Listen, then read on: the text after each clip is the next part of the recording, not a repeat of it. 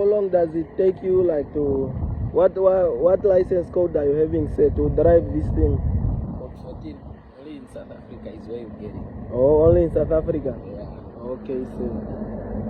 Let me not ask about your salary. I know that yeah, it's personal. Yeah, how do you feel driving this thing?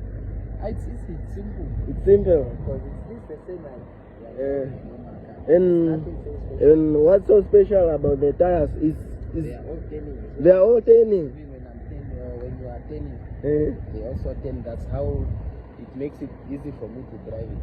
Yeah. Show me over, say. Check. All This one, they used to turn. Oh. But the one behind, they don't turn. They don't turn. The ones behind. All Oh, of them, this one. they turn all of them.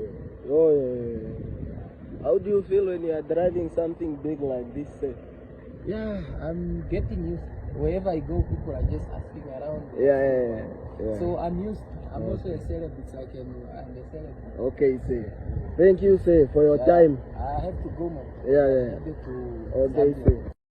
And it's 5.4 meters wide, weighs 171 tons.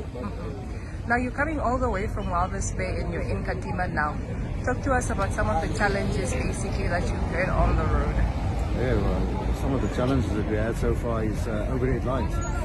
Overhead lines, and then obviously 2 years in advance you study the bridges, because bridges can't all handle this weight. So that is why we have such a combination, so we can handle the spread on the kilonewton rating on your bridges. Otherwise, if you don't look after that, you can break a bridge.